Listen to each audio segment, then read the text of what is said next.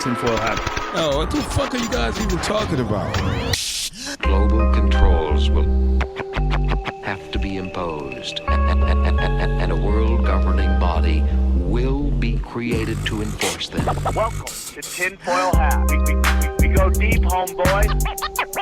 Aaron, open your mind. Drink from the fountain of knowledge. There's lizard people everywhere. That's some interdimensional shit. Wake up, Aaron. This is only the beginning. Dude, you just blew my mind. Are you ready to get your mind blown? Good morning, Swarm, and welcome to Tinfoil Hat. You know I am. You know I'm here to do. I'm here to join me as always, the man, the myth, the legend, Xavier Guerrero. Forgot his name, huh? And then on the 1 and 2s, shut the fuck up, Johnny Woodard. Totally forgot his name. Shut the fuck I mean, up. I've never. Guys, that's a real life brain malfunction. Guys, we got a banger That's for you. brain fog, folks. We got a banger for you today. Big time. Whitney Webb comes in, drops a hammer of the gods, gets deep, and guess what? At the end, gives us hope. A little bit. Some hope. Yeah. I think she gave us hope. So I'm going in on it. Right now I'm looking for farmland as we speak. Okay. Again, I'm real quick. I want to thank everybody who came and saw me in Minneapolis. The weekend was great. I'm hitting my numbers. I'm going to keep working hard on trying to get. My goal in life is to sell out all these comedy shows without anybody knowing who I am. It's a very hard thing to do. Okay. I'm trying. That's my goal in life. Sell out without anyone having a clue who I am. That's my goal. But I want to thank everybody who came, all the wonderful Swarm. You guys are great. I want to thank the hot Somalis who came. I saw that photo. Oh, that was a great picture. Dude, you guys have no clue how hot those chicks were. They were at the show? They came to the show, and I was just talking They're about from Somalia? how I just wanted to bang all their Somali asses. From And Somalia. I wouldn't even give them names. I would just give them numbers. number 4, number 7, go to work, dog. Go to work. But they were great. And the whole weekend was great. And the club is fun. And it was such a blessing. And we did great numbers. So thank you all for coming out. And I really appreciate the support. I would love to, again, I say this every time, I would love to sit with all of you and just have an hour conversation. But the line is long. And, I usually end up talking to everybody after the show anyway. So thank you guys so much. And I can't thank you enough. I know it was the last show was a little crazy, but you know what? That just happens, dude. So thank you all for coming out. If you'd like to see me live, please go to samtweek.com. Click on all the links, okay? Just go to samtweek.com, hit events, and you can see that this March 14th, Comedy Chaos is back. Tuesday, we're back on our Tuesdays. Looks like they're giving Daddy Tuesday. Oh, nice. Yeah, that's my original date. My goal is to get every Tuesday. That's my goal there. Is let me bang, bro. Let me bang. Let me bang. Come on, dude. Let me bang. So Let the man bang. Let the man bang. March 14th, 8 p.m. We got great lineup. We got Matt Reith. We got Tony Rock, Eddie Bravo. We got, here we go, Jeff Dye, Tony Rock, Jessime Peluso, Eddie Bravo, Jonathan Kite. Where winners win. We're crushing it, Comedy Chaos. Grab your tickets now. And listen, dude, a lot of these people are doing shows. They're raising their prices insanely. I won't do it. I want people to come and have a good time. I'm not looking to soak anybody. Then March 14th, we got obviously Comedy Chaos. Then the 16th, I'm back at LA Cave Comedy. I'm doing the 9 p.m. Very excited in Costa Mesa. Then March 14th, we're doing Yuma, Arizona. That's a 7 p.m. show. I'm told tickets are moving, okay? And then on the 25th, I'm in Vegas for a private birthday party for a big-titted OnlyFans girl. So winner, chicken dinner.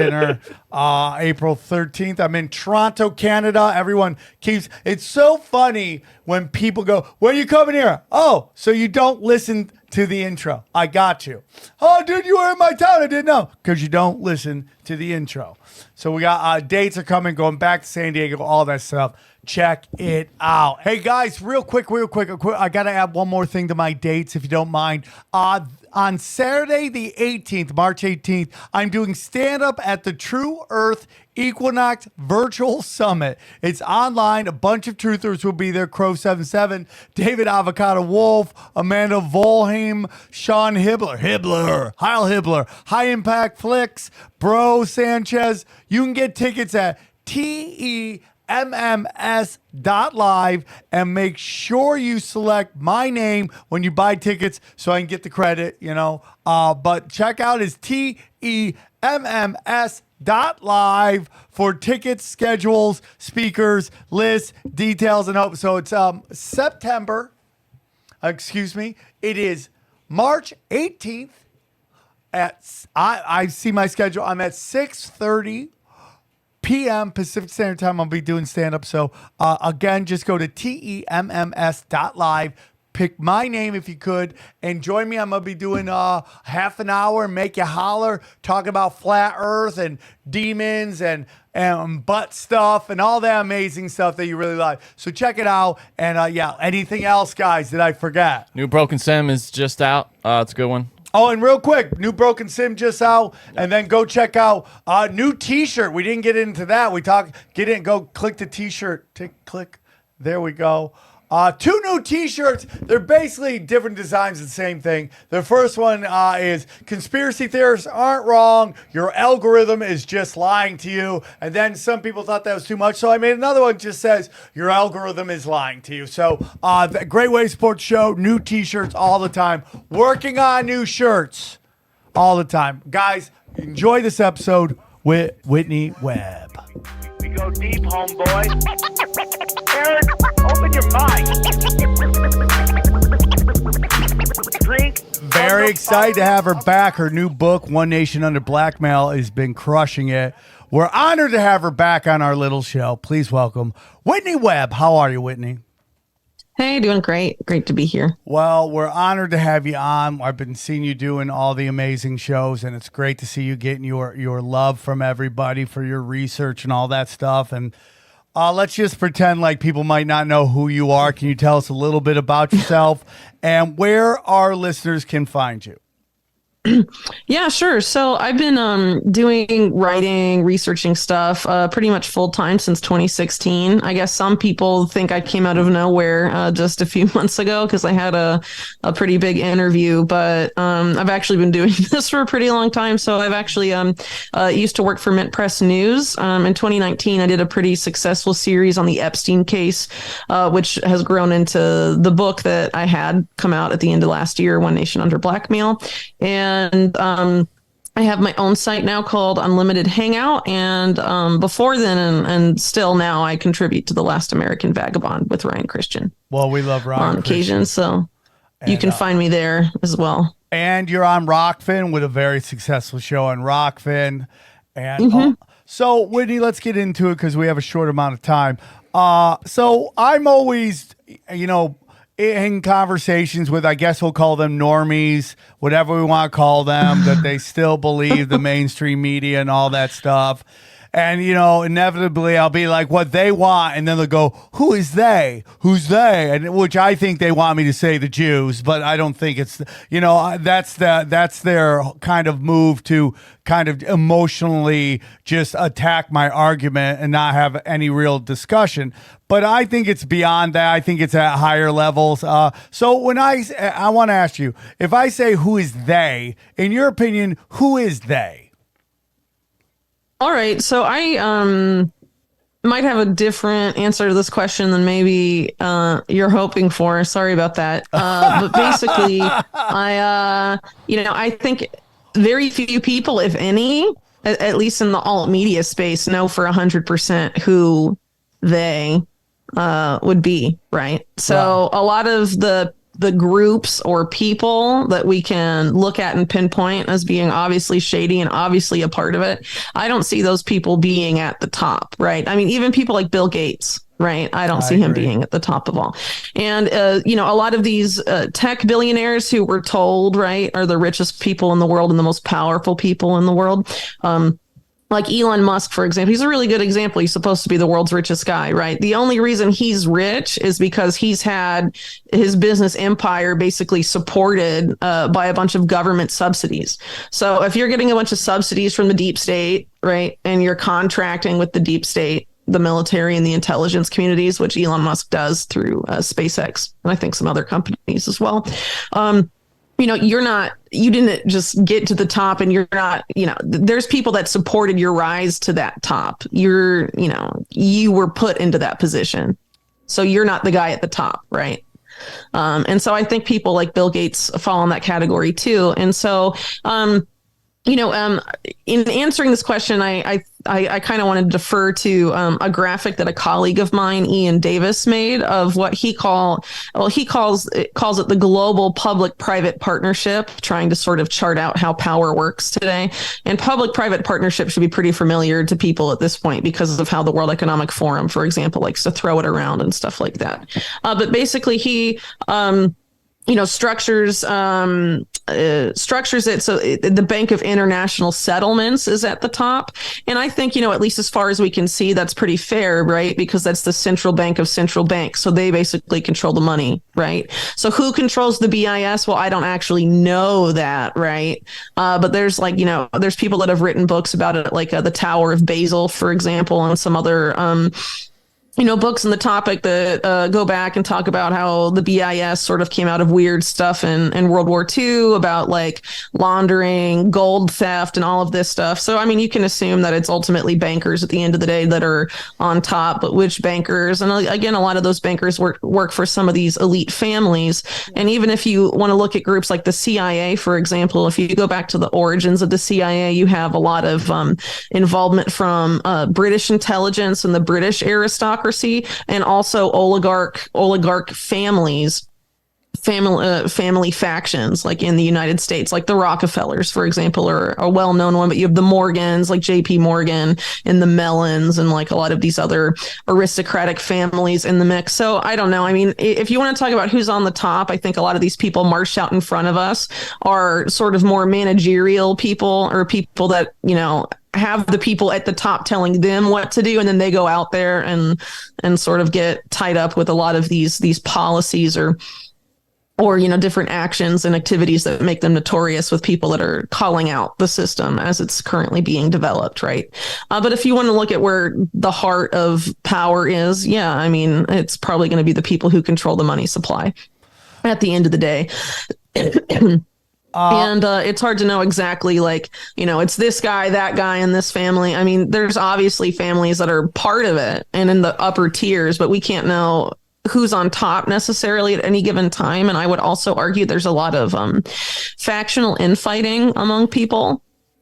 Yeah. You have some, prominent factions of the global elite, right? They don't agree on everything. They might agree on the end goals of a lot of it, but I don't think they necessarily agree on like who gets what and who gets to control what. I mean, I think there's a lot of fights over the spoils, right? Sort of like predators fighting over a carcass or something, I mean, a lot of these guys are play pretty dirty even with each other, even though they could be on the same side a lot of the time. So it becomes kind of complicated when you're trying to map like the global elite, which is, or where power really lies. But I think, anyone that buys into the argument that, it's the national leaders of national governments are the top of the global power structure. I mean, I think that's totally divorced from reality at this point. I mean, if you think Joe Biden's like the guy ultimately in charge of the U.S. right now, I think I don't know. I definitely don't agree with that. And I think it's pretty clear that he's, even presidents before Biden, they're pretty much there just to demoralize. Sorry.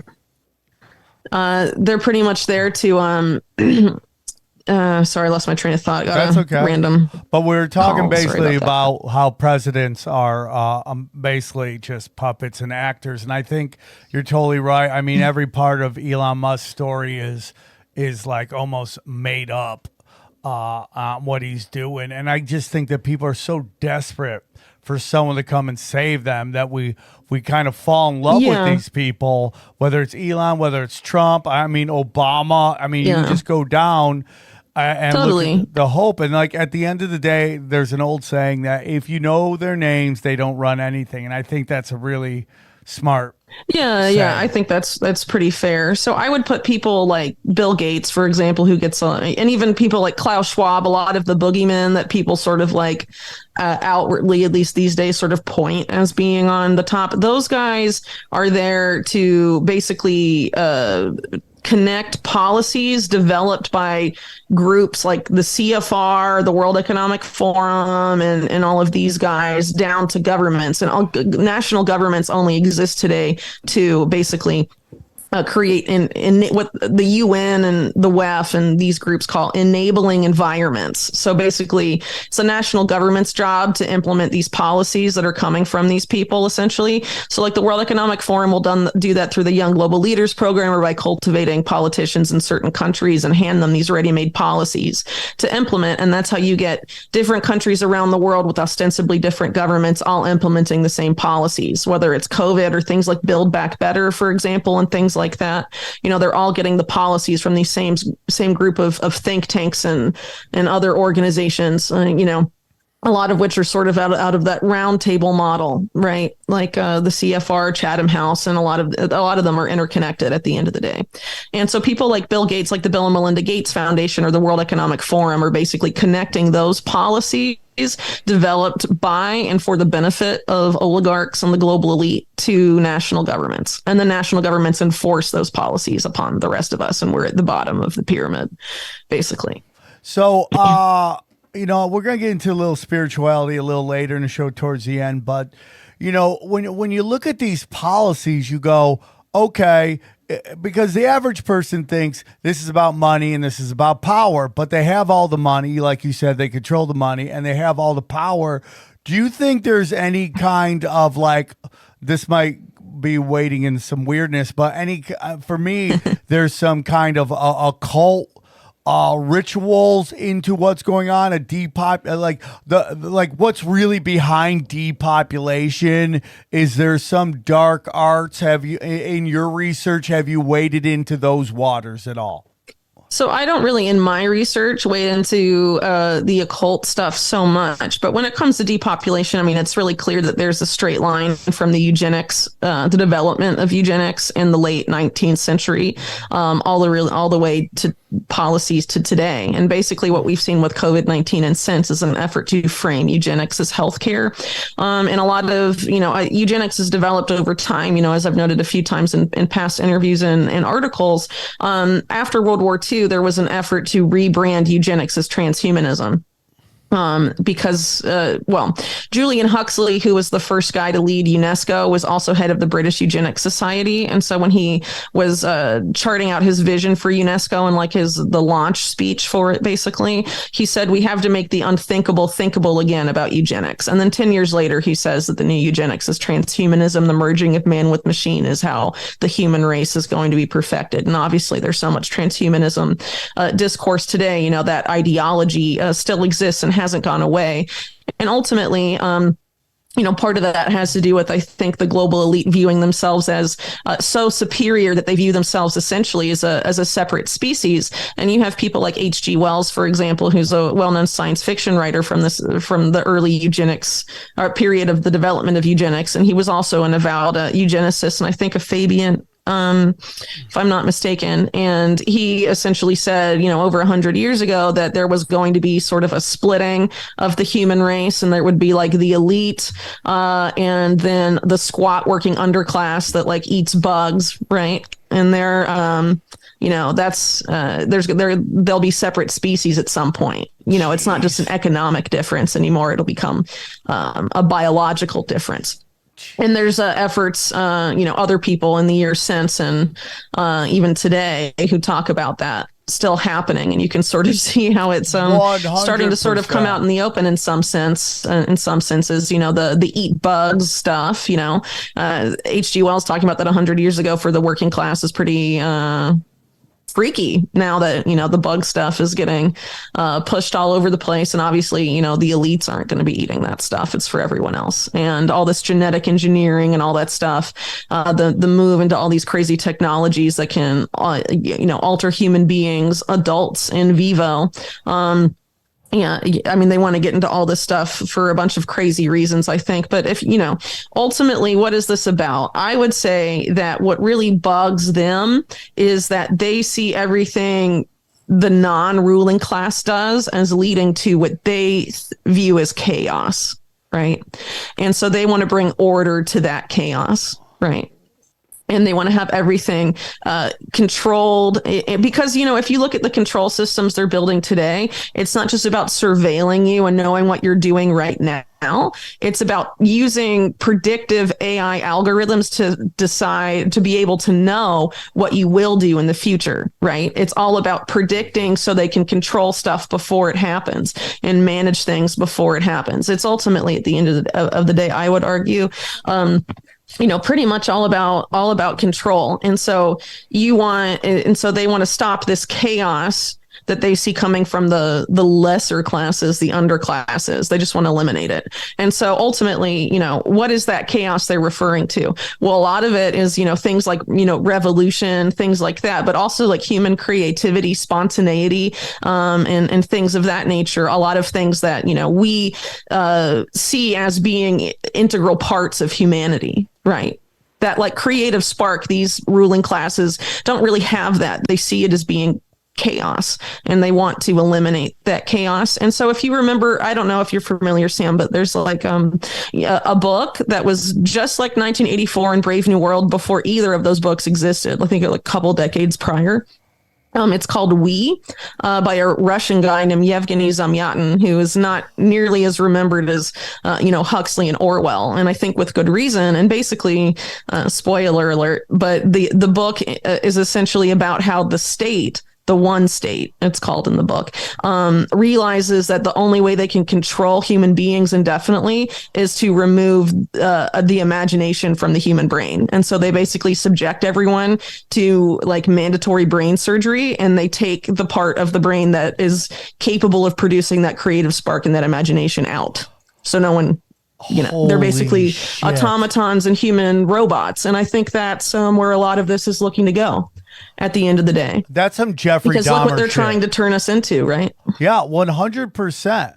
100%. Like, if you watch stuff happening in real time, like the chaos you're talking about, it's very interesting because if you take YouTube, right, YouTube was built out the back of conspiracy theorists. Like they were building, putting out these amazing movies that everybody was flocking to. And now, like, we have friends of ours who don't even do anything really political, like the Legion of Skanks guys, that whole comedy network. They just lost their YouTube channel because they were getting so big and they were putting out such great quality that, you know, again, that's the chaos they're talking about. Like, they didn't need banker money. They weren't, you know, corporate, and that scares them. Like, it really scares the elites when they can't compete and they can't control the message and they can't control the propaganda. So YouTube ends up basically cutting its nose despite its face to destroy its own traffic. We're seeing it happen right now in real time where everything's down, but they don't care because through this system of, you know, the Federal Reserve, where whoever owns Google is going to lose some money. But guess what? Here's these bailouts that clean up that red tape and keep them afloat. So it's like this weird kind of thing where they're destroying their own brand and they don't really care because they'd rather have a destroyed brand than chaos. Yeah, something like that. And you can replicate that kind of example with a lot of other things besides YouTube, right? I mean, they just, I think ultimately anything they feel like is too unwieldy for them or could lead to them complications for them in the future, their grip on power and things like that, they don't want to deal with it.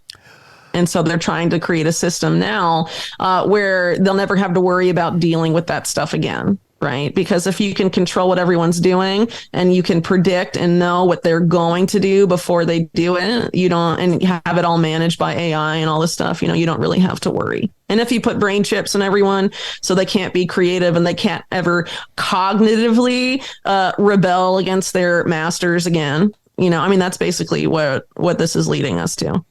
And they can just make shit up, like, oh, he's gonna steal something in the future. Oh yeah, I mean that's what they're really worried about. Deep fakes are about is just creating fake evidence to just kind of cripple people who might have opposite opinions. Used to be dropping drugs on people. Now imagine if you could just make an entire fake, back catalog of videos that you've been circulating. 100%. So you mentioned something how everything's connected. In my humble opinion. And what do I know? But, CIA, Mossad, MI6, I believe it is. Like, they all appear as separate entities, but in my opinion, they're all really connected, and they just have different brand they work names. together a lot. Like, look at one of the biggest scandals for the CIA in their history. Iran-Contra. That was the CIA. It was Mossad. And then you have like hints of British intelligence involvement with people like Margaret Thatcher's son, and like all sorts of crazy stuff in the mix. And honestly, there's a lot of overlap. Like I mentioned earlier, the CIA was from its, its precursor, the OSS, had a lot of British influence and involvement. It actually had a British member, Ivor Bryce. And, you see it, also in the beginning of the State of Israel as well, the involvement of like the British military sort of helping the Haganah and some of the, the Zionist militias and all of that, and paramilitary groups. You can't really divorce one from the other in a lot of things. But I don't know if that's necessarily true now. There's a lot of really crazy stuff going on in geopolitics. So it's kind of hard to be like, this is what the team, everyone's on this team. Each of these intelligence agencies have their own factions. But there's over the years been an extensive amount of collaboration. And ultimately, what my conclusion is that most of the power, like I talk about in my book, for example, like that particular power structure that was around Epstein, it's 100% transnational. You can't isolate that, just to Israeli intelligence or just to U.S. intelligence or British intelligence or whatever. He basically entered this swamp which was something that, Robert Maxwell was in as well, that involved a lot of, British stuff, a lot of Saudi stuff, a lot of Israeli stuff, and obviously a bunch of stuff in the U.S. So, these guys collaborate a lot. And if you look at a group like Saudi Arabia, right? They've been controlled by Britain and the U.S. For well over 100 years. And Saudi intelligence doesn't do anything without one of those two intelligence agencies basically signing off on it. So that's why it's funny when people, will only acknowledge, like the 28 pages, like the Saudi involvement in 9/11. Yeah. But obviously if Saudi intelligence was involved in 9/11, the CIA would have known about it. 100%. And for sure, Mossad. You're just interviewing. Yeah, totally. You see those dancing Israelis doing television interviews, which is so crazy. Yeah, they were there to document the event because that's totally normal. Imagine that on Arsenio Hall, like him interviewing like Timothy McVeigh about the big day in OKC. It's like that's what that was. Like, how crazy is that idea? And then when you just talk about that, and this is where I think a lot of stuff gets in. Where it's like this notion that anybody of your religion or your belief could possibly do anything wrong is like an affront to you, and obviously some kind of bigotry is just laughable. In the long run, it's just going to cause more and more chaos, more and more. And like Epstein, it's like to sit there and say it's a Mossad thing, to say it's not is ridiculous. And we had more and more people in these limited hangouts try to convince us that it wasn't them when it was 100% them. They were running a blackmail scheme, and it's just like, it's kind of crazy because we see it happen all the time. Well, the FBI and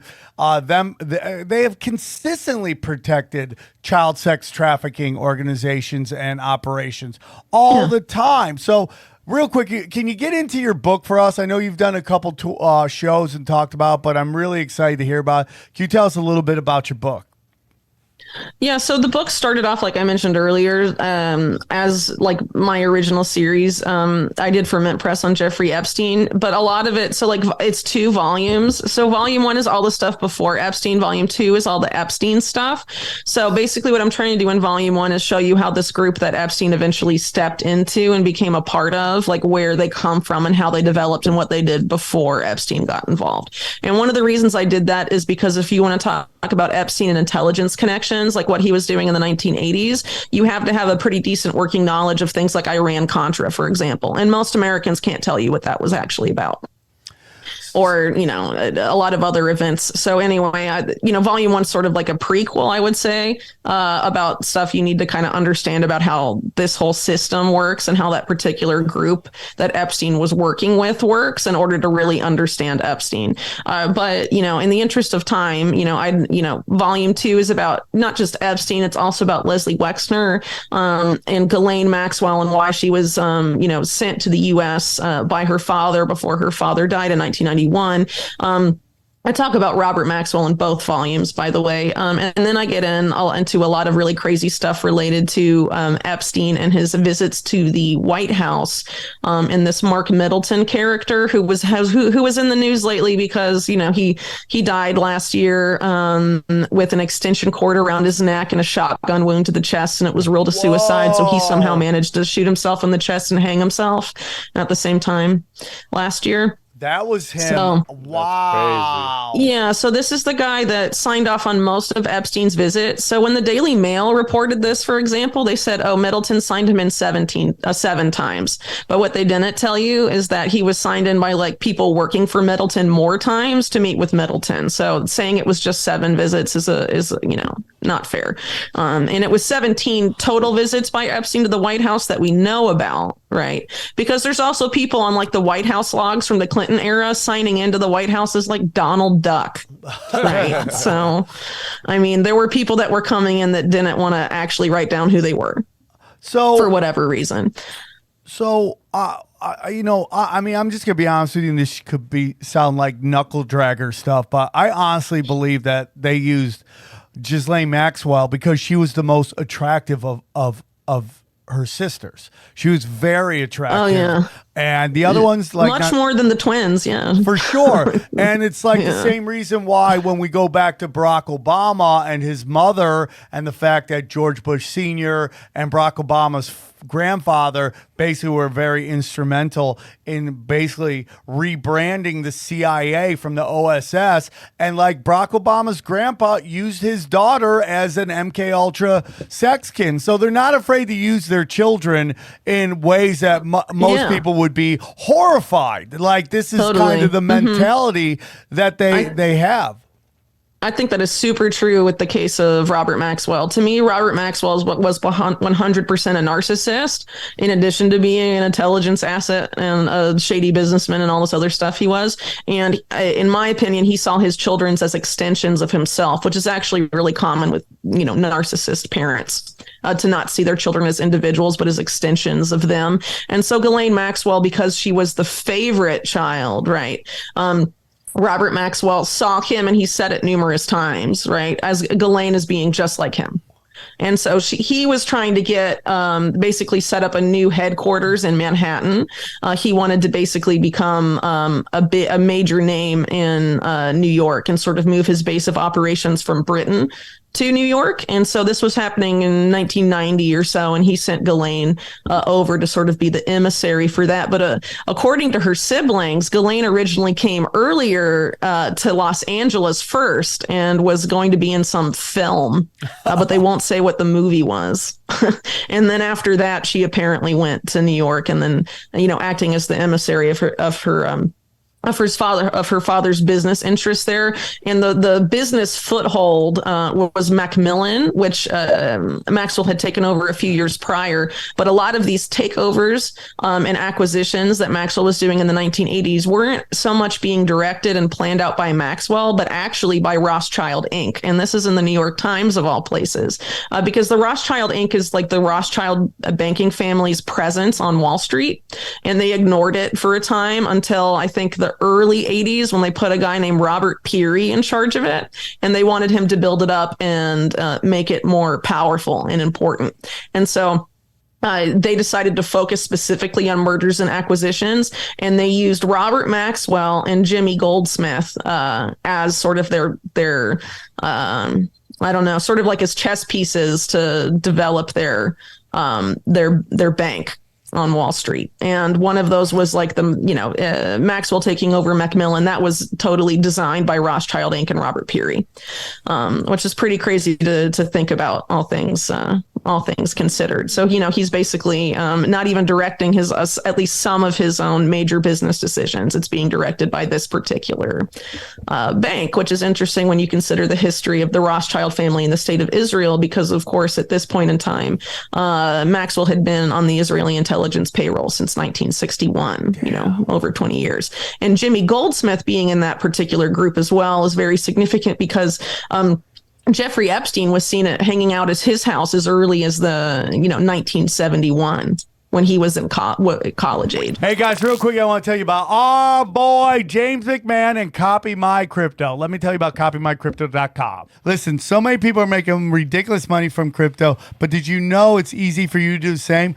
The Copy My Crypto membership site shows you the coins that YouTuber James McMahon personally holds and allows you to copy him. It's like having a big brother who knows what he's doing. You don't need to know a thing about crypto or how to invest. You simply need to do what he does, okay? So let me tell you about James. He runs Crypto with James YouTube channel, which despite heavy censorship has over 26,000 subscribers. Good for him. Since March 2020, he's told his viewers to buy 26 crypto coins. Had you put $100 in each, it'd be worth 123,000. Okay. Of the 26 coins, his top pick of the year, a coin called Phantom, went up 692 times from what he said. That one cause retired a number of people, including guys in their 20s and 30s. Remember, this is public knowledge. You can go to his YouTube and verify this yourself. So if you'd like to join the 2,800 members who copy James, then stop what you're doing and head over to copymycrypto.com/TFH. That's copymycrypto.com/TFH. That's TFH. You'll not only find proof of everything I've said, but my listeners will get full access for just $1. Once again, that's copymycrypto.com/TFH. The recession is here, guys. You can suffer like everyone else or choose to thrive. James is the real deal. Go visit the site now. I want to get into Jeffrey Epstein, but real quick before we get that, because you brought up your volume 1 of your book, and I think this is very important because I think like I'm in the conspiracy side of a lot of stuff. I believe power conspires all the time, and that's but within the conspiracy community, there is this real belief that only the left, the Democrats, and all these groups are into the pedophile stuff, and I'm constantly telling them that there was a boy hooker scandal. The Franklin scandal. The Franklin scandal in the White House. We've seen it happen before. So the question to you is, to those who think that pedophilia, because that's what it's being portrayed in the media and in social media, that this is a left-wing thing, not a right-wing thing. What are your thoughts on that? Yeah, so I guess before, the Clintons, the big pedophilia scandals in terms of proximity to political power were things like the Franklin scandal, which involved Bush Sr. and the Reagan administration, obviously Republicans, and more importantly, Republicans deeply tied to intelligence and organized crime, specifically Reagan on the organized crime connection stuff. And even before that, a lot of the big sex blackmailers in Washington, like I note in my book, were people like Robert Keith Gray, who worked on Reagan's 1980 campaign and was a big lobbyist. and PR guy on Capitol Hill. And he was also a Republican and worked in the Nixon administration and stuff. Bill Casey was allegedly a pedophile himself, according to the reporting of Nick Bryant and some of his sources. And of course, Bill Casey was a Republican CIA director under Reagan, head of the SEC under Nixon, and a longtime, veteran of intelligence stuff. And then you have people like Roy Cohn, Donald Trump's mentor, involved in pedophiles, sex blackmail stuff that involved people like J. Edgar Hoover, the conservative leaning head of the FBI for decades and decades and decades. So this is definitely not exclusive to the left. And I think that retoric's only really happened because you have a corrupt, quote unquote, left political dynasty like the Clintons, who are obviously involved in this kind of stuff. And a lot of the focus, as it relates to Epstein's sex crimes and and the connections of those crimes to powerful people, have focused a lot more on the Clintons and people that are viewed as being left-leaning than anyone else. And also another thing is that for the past several years, these types of issues only get talked about by right-leaning media. It's very hard to find any sort of mainstream left media complaining about pedophiles at all, ever. So. And not only there's not mainstream media. Actually, not even just not complain about, but saying if you call someone a groomer, it's a slur. Yeah. But groomer is a very specific term for what pedophiles do. So you can't say it's a slur. It is a specific term. So, and then there's this whole effort in some circles, the minor attracted persons. We shouldn't call them pedos. We should call them MAPs and all of the stuff, and changing the rhetoric around it, which is really silly. That's ostensibly coming from left-leaning stuff, but ultimately I think some of the talking points today miss the point, and that they're trying to feed more the culture war and not the fact that this is a left-right issue, and that our political system's been totally corrupted and destroyed because they like to put people into power that they know they can compromise with little boys and little girls. Yes. Well, that is 100% it. It is the ritual to the highest levels of power. In gangs, they do jump-ins. They do, hey, you gotta go kill somebody, so we have something on you. And before it used to be oh, you cheated on your wife, we have blackmail on you, back when that was seen as the ultimate sin. Now, as we get more and more liberal, now people don't care about, let's say, if you're gay. A lot of people don't care. So now it's at the heart of it is pedophilia, and that is the initiation to the highest levels of power. So I want to get into Jeffrey Epstein, and this might have been asked this before, but it's very interesting. Why Epstein, and why Epstein so early? Because there's just to me everything is just, even before they had our phones and they could collect our data. When you look back at the CIA and what the CIA and the FBI were doing in Haight-Ashbury with not just acid, but also crystal meth, and these free clinics, which were just data gathering centers where they were spy on people and experiment on them and stuff. Yeah. So even before the internet, there must have been something that told the elites that Jeffrey Epstein was the guy that would be perfect for us to use as what was either the head of it or something under Ghislaine Maxwell, where they made him look like the leader, but it was really she was pulling the strings, whatever it was. What do you think it was about Jeffrey Epstein that made them go, this is the guy that's going to run this stuff? Well, I think they were looking for specific personality traits, specifically when it comes to charisma, being able to schmooze powerful people, make them feel at ease, even though they're about to engage in illicit activity. I would probably put that skill set right at the top. As far as, when Epstein might have realized he was good at that sort of thing or been interested in these types of operations. So as far as him and the public team up with Ghislaine Maxwell, they arguably met long before this. But, that starts at 1991. But about a decade prior, Epstein was associated with institutions like the Bank of Credit and Commerce International, BCCI, which was basically a private intelligence apparatus masquerading as a bank, and also Adnan Khashoggi. So Adnan Khashoggi had a yacht, right, which later, oddly enough, gets bought by Donald Trump. But before then, when it's Khashoggi's yacht, he basically has a harem of women that are used to blackmail politicians and also like CEOs of major corporations to benefit Adnan Khashoggi's, arms deals and the people he's managing. So you have, right there, someone doing this kind of stuff, and Epstein's already in that world. And then with BCCI, it's in the official U.S. Senate report on BCCI after it collapsed in 1991. They were trafficking underage girls to the elites of the United Arab Emirates. Some of them were pre-puberty. A lot of them suffered grave injuries because they were being pimped out. And the guy that founded BCCI, who's a Pakistani guy, was doing that. And he had a woman who was basically doing what Ghislaine Maxwell would later do for Epstein. It's the exact same operation. BCCI did it a while ago, and it was mainly for VIPs of the bank and VIPs of the United Arab Emirates that they were servicing.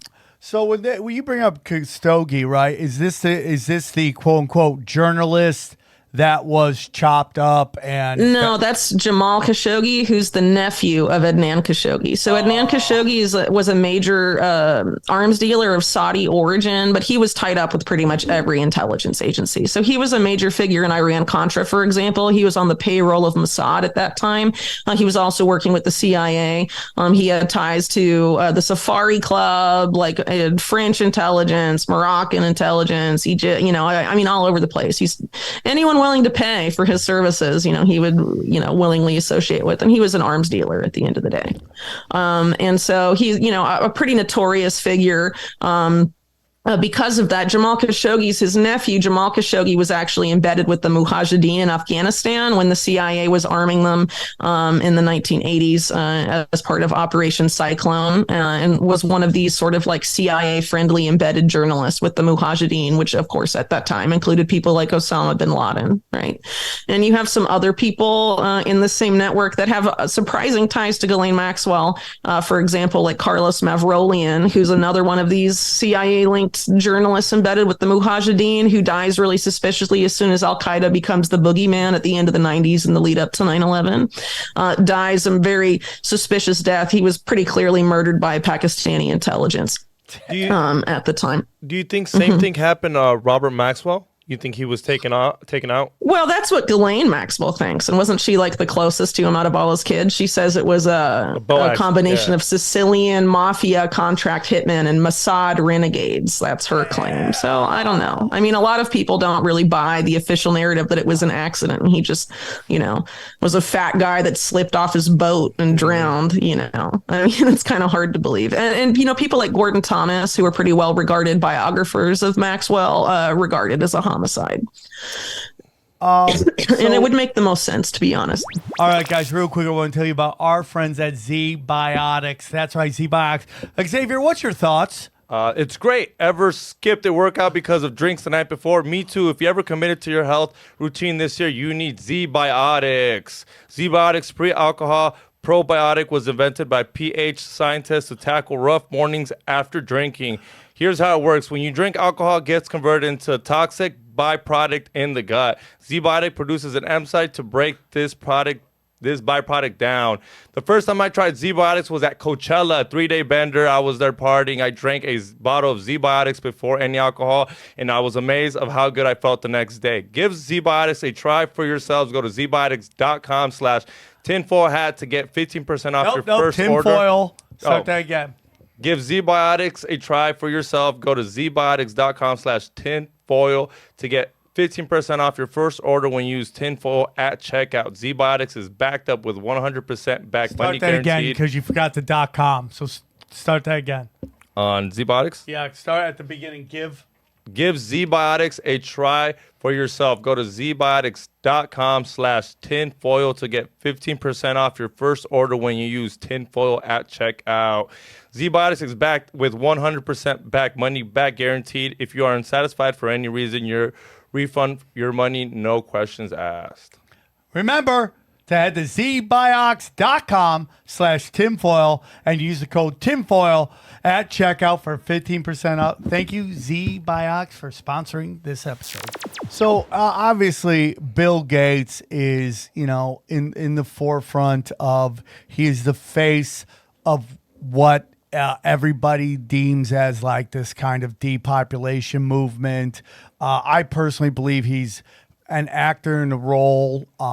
His father was in charge of the Federal Reserve of Washington, and Planned Parenthood. And Planned Parenthood. So, there's a lot of stuff that goes on that just is like, the same thing with Elon Musk, just like rich kid, position in power to pull out some stuff. But it's crazy how close he was with Epstein, and I know there's been discussions of this, but how deep was the connection? Yeah, much more deeper than it's been described. So, I mean, if you believe the official narrative, or like if you believe Bill Gates, they just had dinner and that was it, right? And if you believe the official narrative from Gates and, even mainstream media sources, they didn't meet until 2011. As I note in the book and some of my articles that are online at my website, unlimitedhangout.com, you can read all about how that's total bullshit. And their ties at least go back to the 1990s, mid 1990s, potentially earlier. Because at that point in time, Bill Gates was a business partner of a company that involved Ghislaine Maxwell and both of her twin sisters called, they were responsible for the Magellan search engine. Their company was called the McKinley Group. And Isabel Maxwell was negotiating those deals with Microsoft in 1995. And then in the late 90s, Bill Gates and also Paul Allen, the other Microsoft co-founder, basically come in to rescue the IPO of her company ComTouch, which is all like ex-IDF guys. And Isabel Maxwell's in charge of it. And they hired her specifically because she was Robert Maxwell's daughter and could help them get a foot in the door in Silicon Valley when they didn't have they were drowning in debt. They were not a profitable company. They hardly had any clients. And it seems pretty clear it was an intelligence cutout from the off. And Bill Gates, according to Isabel Maxwell, put them on the map. And then in 2000, there's the weirdest freaking interview ever in The Guardian of Isabel Maxwell. And they ask her about Bill Gates. This is in 2000. And she starts purring. That's what the Guardian journalist says, purring and speaking in a fake Southern accent, like a Southern Belle accent. It's freaking insane when she's talking about Bill Gates. And then, Ghislaine Maxwell was invested in that company. Then you have people that were around Epstein in the mid 90s saying that he talked about Bill Gates pretty regularly.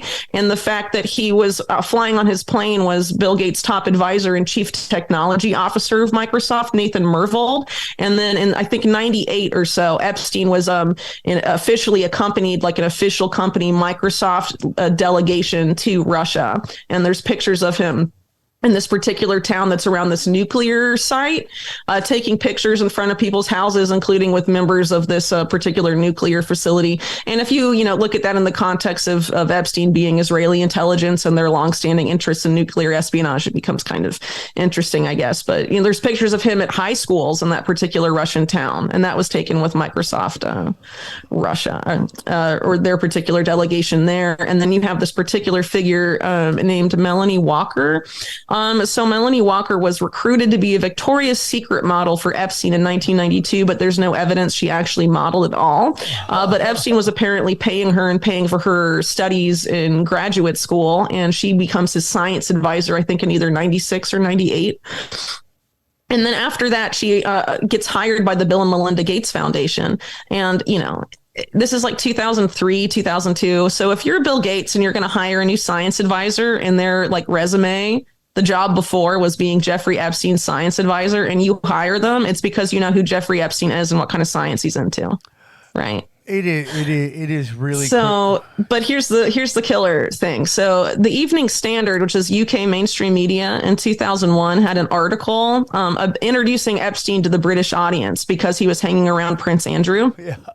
And they say in there, and it's never been retracted, Jeffrey Epstein's wealth is because of his business links to three men: Leslie Wexner, Donald Trump, and Bill Gates. That's in 2001. So how did they not meet until 2011?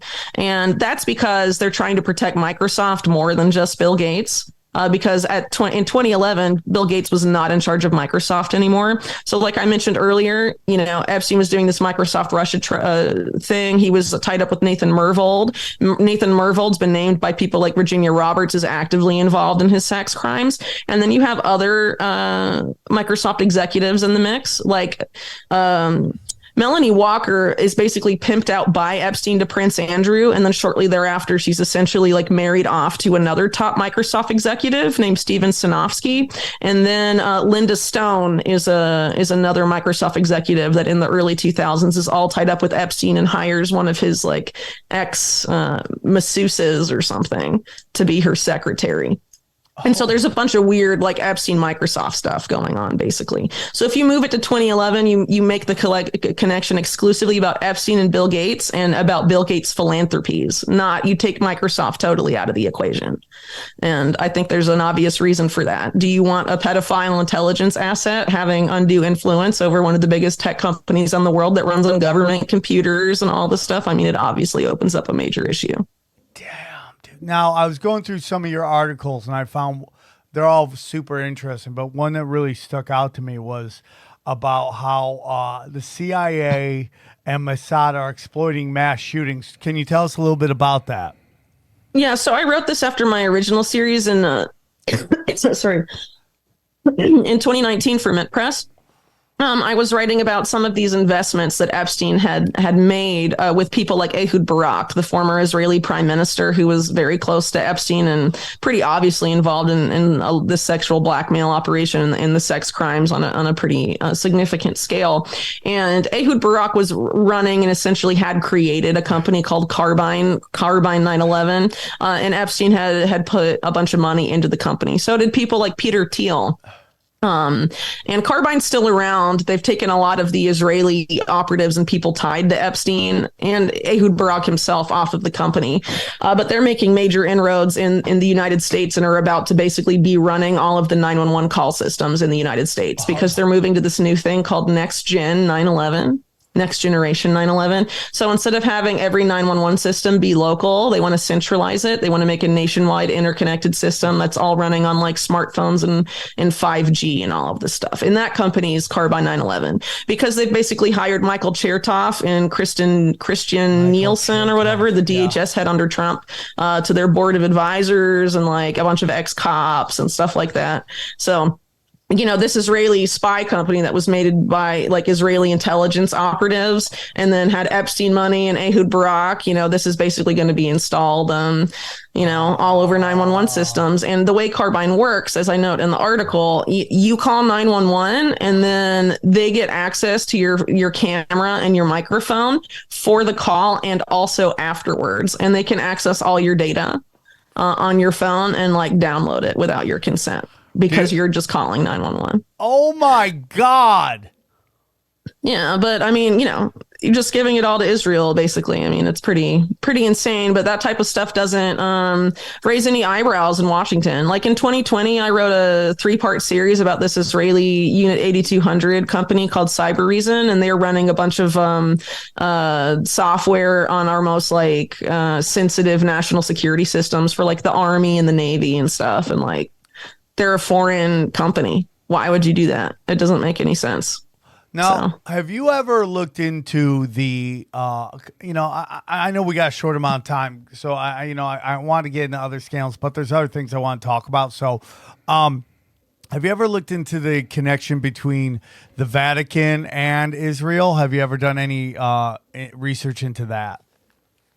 Yeah, so unfortunately not. Like, I haven't really looked into the Vatican that much as far as research goes. And I did talk about them kind of recently because the Pope heads up the Council for Inclusive Capitalism, which is like Lynn Forster to Rothschild and the head of MasterCard and all these like really unfortunate human beings with loads of money coming together under the Pope, and he's telling them how to make a more inclusive, quote unquote, economic system. I mean, it's really silly because it's all tied up with like the CBDC stuff and all this other, this new economic paradigm they're trying to get people to sleepwalk into. essentially. So, I mean, there's obviously a lot of shady stuff with the Vatican going way back. If I'm not mistaken, stuff like Operation Gladio involved organized crime, the CIA and the Vatican and like, you know, NATO and stuff.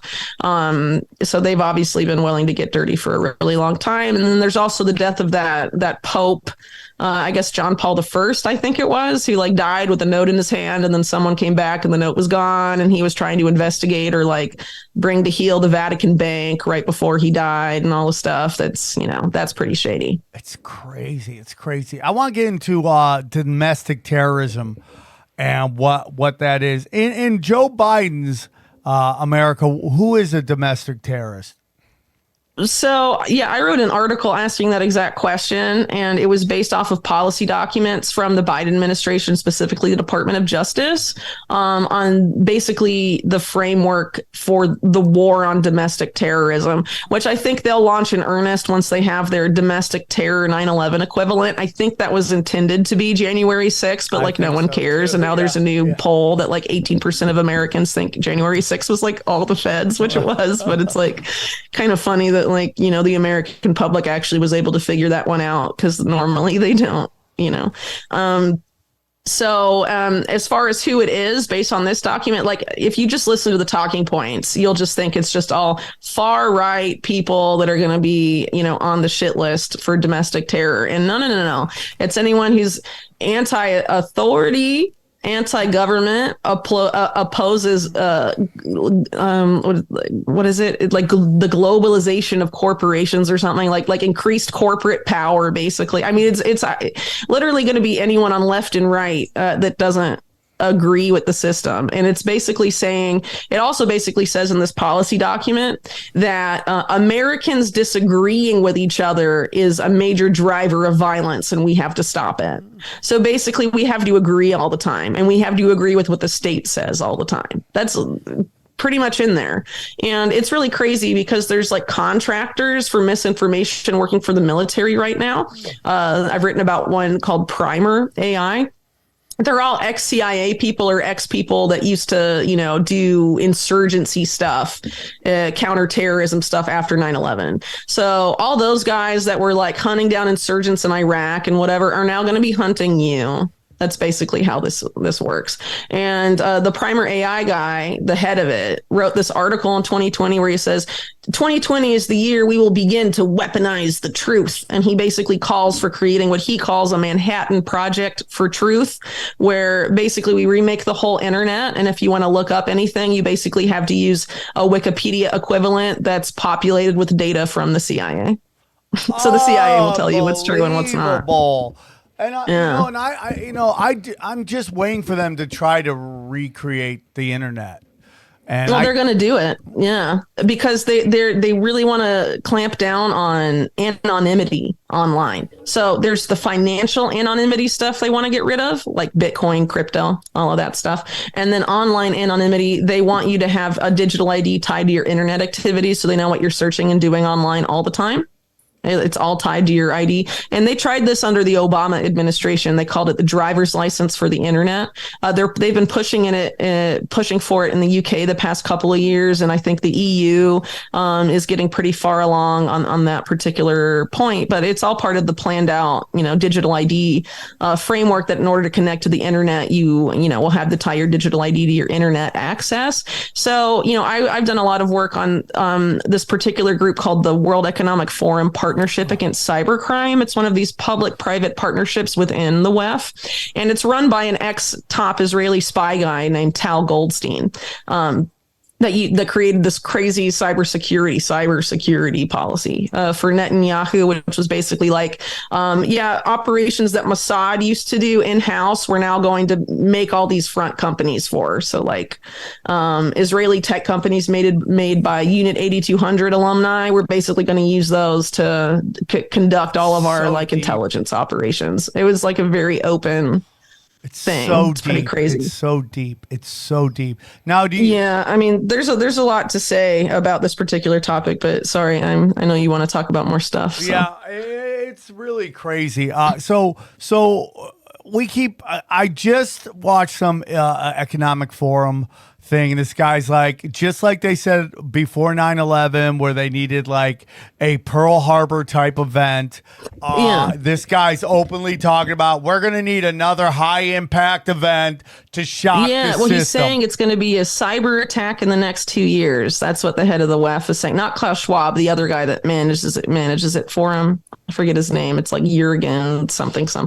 But yeah, he was basically saying like there's going to be this big cyber attack. And if you look at the WEF Partnership Against Cybercrime policy documents, which by the way, this partnership against cybercrime, it's all the big banks. It's like Wall Street. Yeah. And then it's the FBI, the DOJ, Israel's National Cyber Directorate, and then the UK National Crime Agency. So it's Israel, the US, and the UK.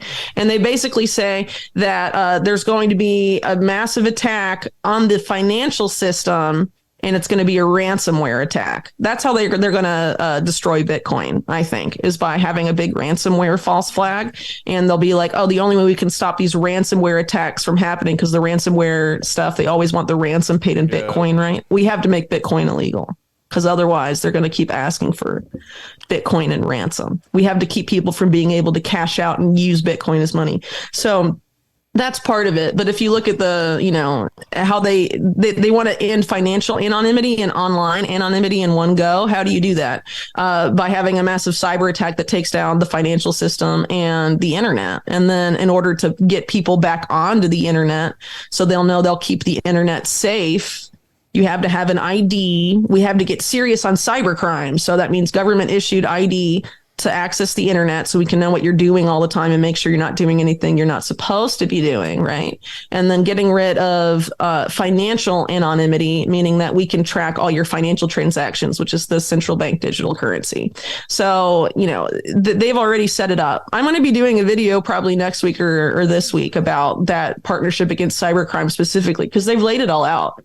And the biggest Wall Street banks in the US totally on board, because they have to collapse the system in a way that they can do it that's like a controlled demolition that they can like handle, and then rebuild a system that's favorable to them but not to us. And they've already designed it, right? The central bank digital currency stuff and the digital ID system are meant to interface together, and it's actively being developed right now by central banks. Wall Street's on board, and pretty much every national government's on board with it. So they have to have some sort of way to force people onto that. But if you think, oh yeah, well, I'll just do it this once, get the digital ID, whatever, so I can get online again and still talk to people. The internet after this event is not going to be the same as the internet now at all. It's not like that creativity we talked about, the chaos of the current internet. It's going to be gone. It's going to be like the most bland crap, because no one can say anything funny, because it's going to be like illegal. They're going to know who you are. They're going to be like watching everything you type and say and watch and read. So who's really going to be expressing themselves or making like, edgy content anymore? Nobody. It's just going to be crap. So I would say stay away from the Trojan horse, Is there a counter? There's always a counter. Do you think there'll be a counter? There's always some autistic kid somewhere who comes up with something that counters this stuff. Because I know when I was in China, they'll be like, dude, they censor the internet here. They're like, just get a VPN, you'll be fine. Do you see any of that possibly happening? Yeah, it depends. So as far as I understand, most of the modern internet only really depends on like 13 or something servers internationally that like manage almost all of it. You take those 13 out, or you control who runs them. You control the modern internet. So, it really depends on how far they plan to go with this. Ultimately, I think it's possible to rebuild a parallel internet system, which are just basically interconnected computers, right? I think it's possible, but do most people have, the know-how of how to set that up, or are they actively setting it up? I don't really see it. But what I would say is that, it's really important right now to save content that you like or you think you will need in the future offline right now. So like if you don't know crap about like growing your own food, for example, or, other types of skills about how to make your own stuff, and like, they're going to try and collapse the economy and you're going to need to know those things. You don't have to learn it right now if you don't have time, but at least like save a bunch of YouTube tutorials or something about how to do it somewhere so you can access it when you need it. Right. And the same thing too for like, world events. Think about how much information, news stories, videos, news broadcasts about 9/11 have been totally like deleted in the past 20 years. You can't find them anymore. I mean, almost all of it, probably the vast majority. So they delete stuff all the time. So, you could really make a case that everything should be saved offline to an extent. I save everything. But my question to you is because, and this is my honest belief, I used to have things saved on my computer, like in files, right? Like inside files. And then one day I would go in there and the audio was all gone on these videos. And no, you got to save it in hard drives and you got to put them in Faraday bags, which you can buy on Amazon. But I 100% believe that somebody, because of the show I do, went in there and jacked the audio off that. It's totally possible. So going back to Ehud Barak, right? Ehud Barak with a bunch of other ex-IDF guys created another company at the same time he was making Carbine 9/11. Well, I think it was a couple of years later, called Toka. And Toka basically claims to be able to hack and manipulate any device without the user knowing. And they're marketing it all over the world. I mean, this Israeli spy tech and also the CIA stuff. I mean, like when WikiLeaks put out Vault 7 and stuff, they were like, we're doing this because the CIA's hacking unit is totally out of hand and all of these tools to get in and manipulate everyone's stuff have just like fallen out in the dark web and now everyone has it. So like anyone can mess with your stuff, intelligence agency or like, anyone with the technical know-how. I mean, it would be kind of naive to think that no one can get into your stuff unless you're taking like extreme protections. This isn't down your rabbit hole, but do you think this has to do anything with the Mandela effect or why it's messing with us where they're deleting the internet and in a way we believe we didn't save it and we should have saved it? Like, I don't really know how to answer that. I mean, I think if you see it online and you think it's useful to you, try and get in the habit of saving it all offline if you can. I don't know, how much of it's like psychological of thinking like, oh, they might have deleted my stuff or maybe I didn't save it. Is that what you're asking? Well, what we've talked about on this show before is that there's kind of this push to get you to not believe your eyes, your ears, or your experience. Oh, totally. Yeah. So what they kind of do, and I mean, this is like going back to kind of what you just said, which is that, who knows what programs they have. So could they go back and they have a program that can find the video anywhere on the internet, anywhere, and just re-upload it in a way that makes us go, oh, I remember Britney Spears' skirt being plaid. What do you mean it's black now? So, I mean, it's possible. All of it's possible. Yeah, well, I think the internet, specifically social media, is just like one giant psyop at this point. Like social media is there to influence you and your perception of what you think and how you perceive how other people are thinking and feeling. Right. And it's pretty much openly admitted, like the military, DARPA specifically, has plunged like so much money into studying social media for the past 20 years. And there's a headline, I think it was on Ars Technica, about how the one branch of the military was trying to find out how they can use social media to control human beings like they control drones. That was the headline. So social media, and if you consider that most social media companies from the time they were created had major national security ties, like with Facebook and DARPA or Google and the CIA, and all of that. I mean, it's a pretty convincing case that this is just a major tool for them to manipulate how we perceive the world and ourselves and world events. And there's been stuff has come out over the years, like Facebook's manipulating people's news feed to make them like feel a certain way, manipulate their emotions and all of that. I mean, they're doing it to us all the time. And we look at a lot of stuff on social media and think it's real, but like even Elon Musk didn't want to buy Twitter because of how many bots are on there. I mean, we don't know how many bots are actually on there, right? Totally agree. And how sure are you that the person you're interacting with is even real? And they want to just disconnect us so much from reality. I mean, that's like what the metaverse is all about. Like you can date someone in the metaverse and they look a certain way, but it's not totally connected to who they are in real life, and you're not supposed to care. It's all, a new reality and all this stuff. I mean, it's just all totally insane how things are. But like to me today, social media is just all about manipulating people psychologically and making them like you said, unable to believe, being divorced from what their intuition and their five senses tell them, and critical thinking tells them. So, and you need that to manipulate people at the scale that we're seeing. So you're talking about this internet event. Do you, and the collapse of the finance, would you tell people to get their money out of banks? And my question, because I get told this by good friends of mine who I love, where do I put my money?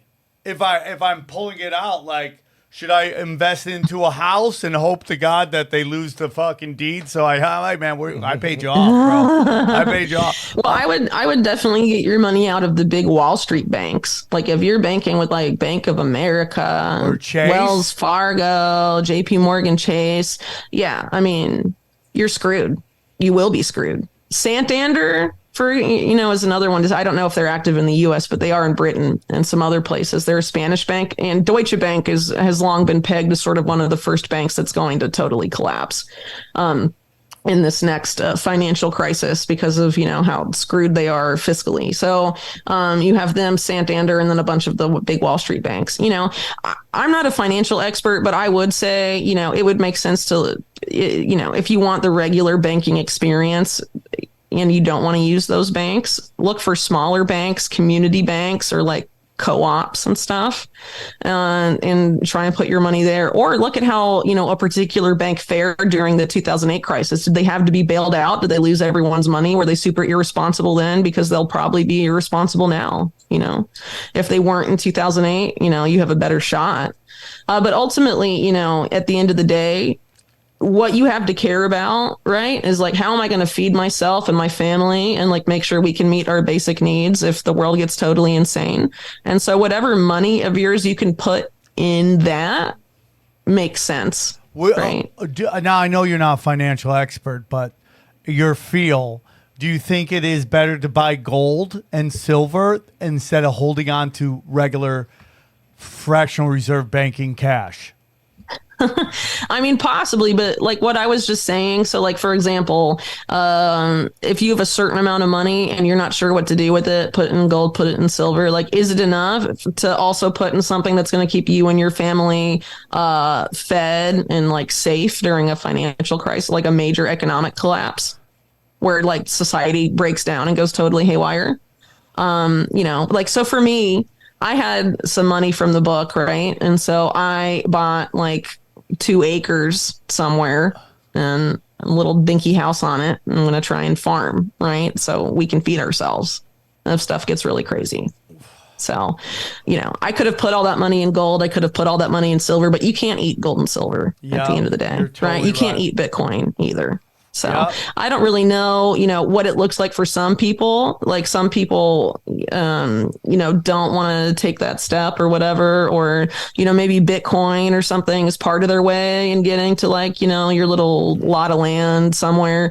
If that's how it is for you, cool. If not, cool too. I'm not trying to tell people like what to buy and what to put their money in, but people should start seriously really thinking about like, what would you do if the internet wasn't around tomorrow? Like, how would you feed yourself? If the economy collapses, what would you do?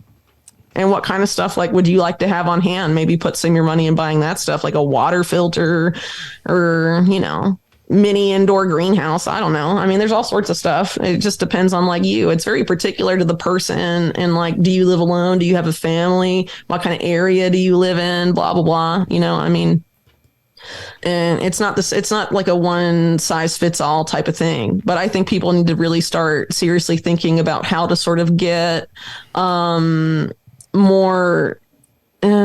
more independence from the system, right? Because if the system is going to collapse and the way they're going to try and hurt us into this new system is our dependence on the current system and the fact that so many people are basically slaves to convenience. They'll do anything for like comfort and convenience. Right.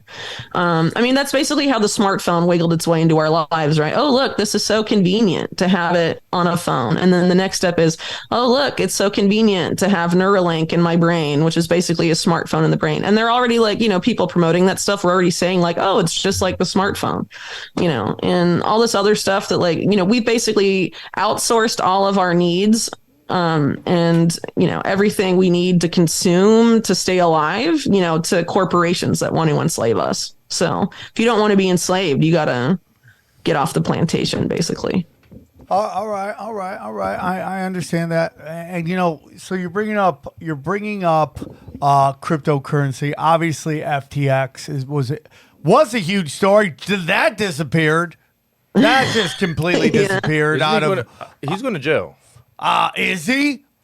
That's what I heard. He might. We'll see how much they try and throw him under the bus. I mean, I don't know. There's a lot of really crazy stuff going on with the FTX thing. And if you ask me, SBF was just a puppet for somebody. Yeah. It looks like his handler was William McCaskill, the head of the Center for Effective Altruism, that's tied up with the guys that funded Event 201, Open Philanthropy, which is a Facebook co-founder, teamed up with McCaskill. And McCaskill basically guided SBF's whole career from the time he was an undergrad until he, got arrested last year. So you talk about this one particular farm, which is Farmington State Bank. What role did they have in it? Yeah, so I looked at this particular bank mainly because there was just some really weird stuff going on with it. So FTX poured through Alameda Research, which was one of their sort of like subsidiaries, they poured a bunch of money into it, and then it underwent this very rapid change to become Moonstone Bank just a couple of days later, and they signed deals with a company run by the guy that claims to have invented central bank digital currency and all this stuff. And it's weird because this bank is like super small. I mean, if you look at it on Google Maps, I mean, it's like smaller than a trailer. It's like in a town of like 12 people. And it doesn't make any sense why they'd pour all this money into this bank. But all this weird financial activity was going on with it probably a few months before FTX like completely implodes. And the guy running it that had bought Farmington not long before then is a guy named Jean Chalopin, and he's a French guy, but he's also the head of this bank in the Bahamas called Deltec. And Deltec was where FTX did a bunch of their really suspect banking.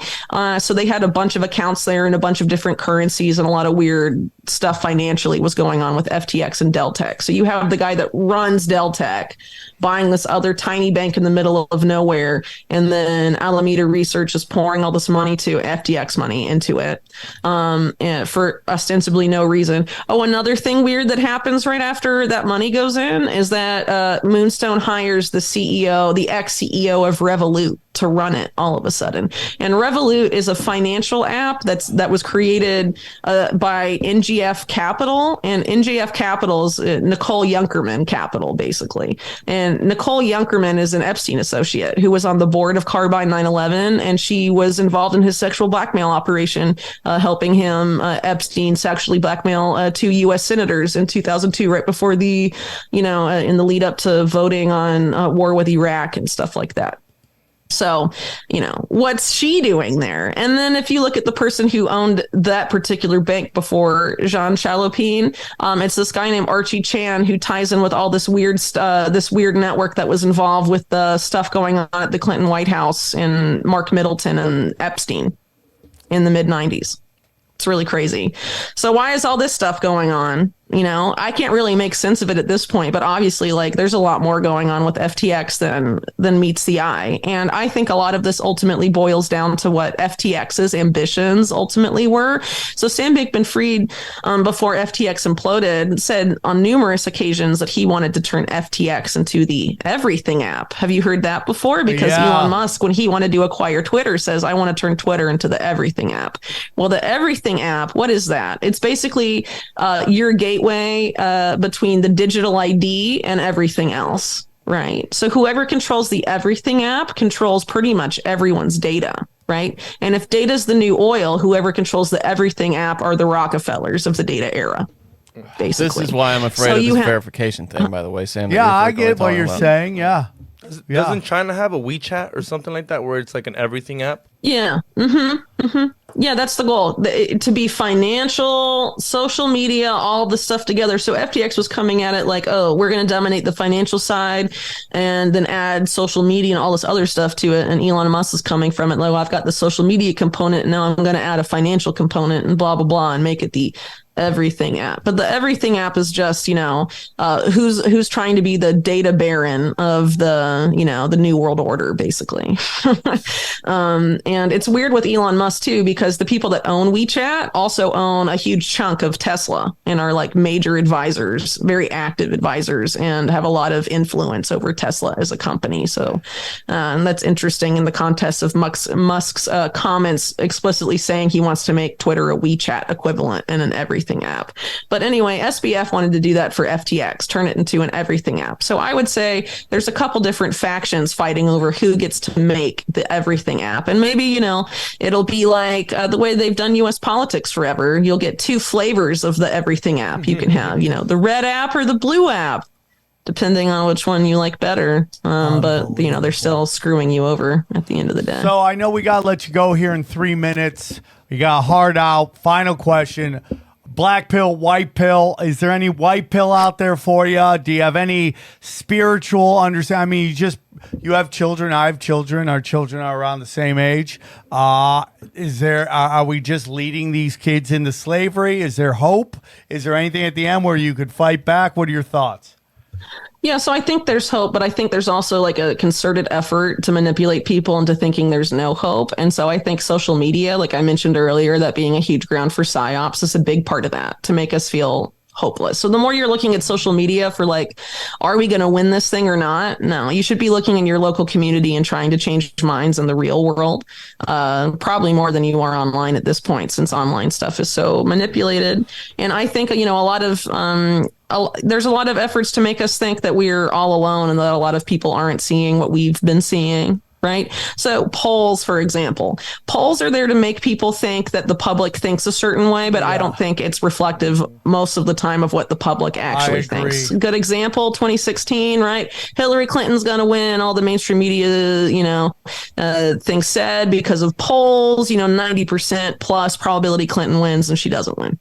That was to discourage people from going to vote for the other candidate, in my opinion. And this stuff happens all the time. So like you have the UK government coming out right now with like their YouGov thing that's all tied up with intelligence and shady people, right? Saying 71% of people in the UK thought the COVID restrictions weren't strict enough in Britain, right? That's probably bullshit. But they want you to think, oh, well, the people that think that it was wrong and like all this stuff, bad stuff happened, they're a tiny minority. You're a tiny minority, and you affecting change is hopeless.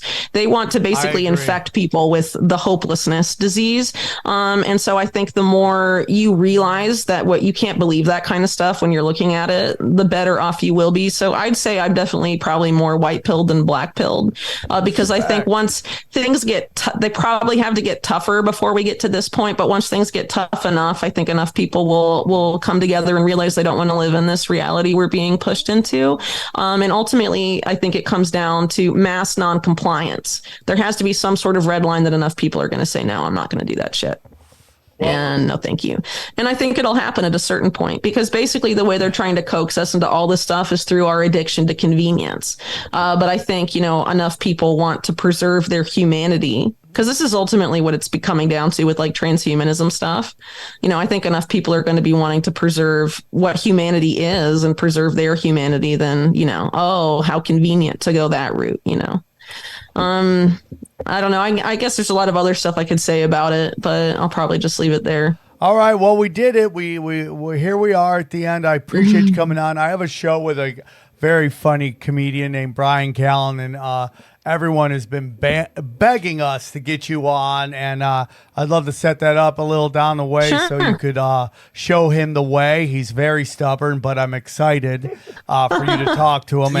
This might be the end of that show, by the way, because if she goes on there and really lays down the law, you guys will agree on everything. If it dies, it dies. Okay, that's what we got to do. But Whitney, thank you for coming on again. Your website's Unlimited Hangout, and you can find it also on Rockfin as well. as always, a pleasure. You always knock it out of the Likewise. park. Thank you so much. We really do appreciate you. And thanks for coming on. We'll talk to you soon. Thanks. Take care, guys. Take care, Whitney. Great job. All right. A lot of great things going on here. So a lot of great stuff going on here. Go check out the website again.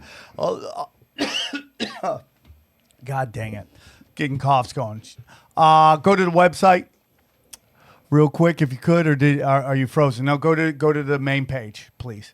Again, all the videos you could ever want, whether it's free zeros, all that's there. All you gotta do is go to samtripoli.com, click on everything. Again, check out the premium content on Rockfin while you can, apparently. So go check on that. What's that mean? Well, according to her, everything's going to go to shit. Gosh. Johnny, I'm starting to think that we should all go in on farmland in North Carolina. There's plenty around for sale, dude. Yeah, dude. Yeah, exactly. I'm thinking about getting something. A friend of mine, Matt from South Africa, he's just outside of LA. He's got farmland. I'm like, I might have to go grab some. Danny's like, I don't want to live outside of LA. Too bad. Do you want to live though? Yeah. Exactly. Do you want to live? We're Yeah. gonna go get some land. You're gonna harvest the land, lady. Okay. She's farming. You're farming. That's how we're doing. If pregnant Whitney Webb can farm, you can farm, lady. Okay, that's how we're doing it. I really want to do that though. So go check out that Rockfin. Rockfin has 3 of my shows. Plus, we don't smoke the same. And if you want to look to invest while you can, go to cashdaddies.com and go to patreon.com/cashdaddies. Johnny, how has Howie been doing? He's been doing quite well. Dude, if you're looking to make an extra cash, a little scratch, go to, again, patreon.com. New t-shirts like we showed you earlier. New t-shirts up. Very excited. Click on that. Yeah, your algorithm is lying to you. And if you like it longer, in their face, conspiracy theorists aren't wrong. Your algorithm is just lying to you. Okay, so those are t-shirts. Great way to support the show. And then I want to get into what we're going to. And then, dude, listen to me. Our sponsors are great. We have some great affiliate programs. I'm working on a couple new affiliates to work with. All my affiliates are things I think you need to survive in the apocalypse, okay? Gold and silver through Wise Wolf. Go on that. Then we have our promo code from Harley Ray, not Haley Ray, Harley Ray, and use the promo code SWARM15. That's going to get you some of your crystals, some of your stuff to deal with EMF is all right there. Go join them. We love them very much. And then obviously Accio Cures hydrogen brown gas. Got to keep young. Got to get that hydrogen in you. The tinfoil hat, only conspiracies there, and also the Zero Telegram are on fire. Nuked, if you join nuked.social, my social media, you will get some action going there. So just so you know, guys, that on samtripoli.com, the videos from our shows have gotten up to over 1 million views. That's pretty impressive for a website, right? Over 1 million views. Crazy. You can go see it. If you're like, Sam, I can't find you on Rockfin, you don't have to. I can't find you on YouTube. You don't have to go to YouTube. You can literally go to samtripoli.com. And most of our YouTube channels are, in fact, uploaded to the samtripoli.com. So you click it, it'll take you right to YouTube. You'll feel good about yourself, okay? There we go. And did we just have a new, there we go. You're all caught up. You're all caught up over We're there. all caught up, man. All my stuff is on there. Now, what we're also going to be doing starting, I believe, next week or the week after that, we're going to give you little sneak peeks into some of my other shows. We're going to give you Broken Sim will be on there. Broken Sim, Conspiracy Social Club, and a little clip from We Don't Smoke the Same. And you'll hear 5-minute clips so you can check out the shows. So maybe you want to listen to those as well. On where? Where's that going to be? On the website? That's going to be at the end of every episode. Of this show? Yes. Oh, okay. Didn't know that.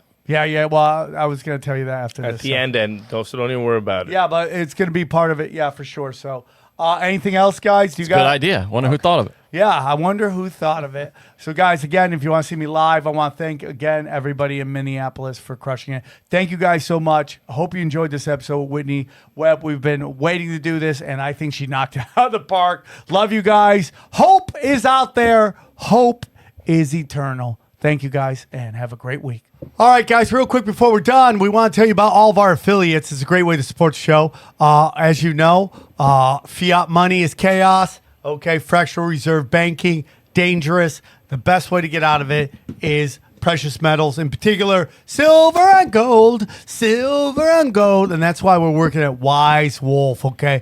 Wise Wolf, silver and gold. Just go to samtripoli.com or samtripoli.gold, and you could join, and he's hooking you up. They got great that you can either buy single time or you can sign up for their program where you can buy up to $500 a month. I'm doing it. I hope you can too. We also have everybody at Eagle Research. That's right. Eagle Research, AquaCure Mobile, Model AC50 brown gas, hydrogen brown gas. The guy who makes it says it's secure.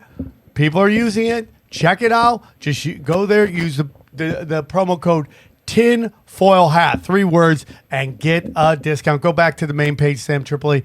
You will get you get a discount with the promo code tinfoil. And then our good friends over at HaleyRayCrystalShop.com.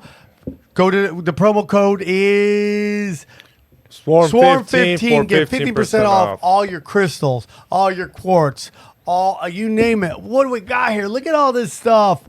All this stuff, all the best. You can do it right there. It's all part of the best crystal shop on the internet. Jewels, bracelets, clusters, you name it. Oh, look at that. Look at that.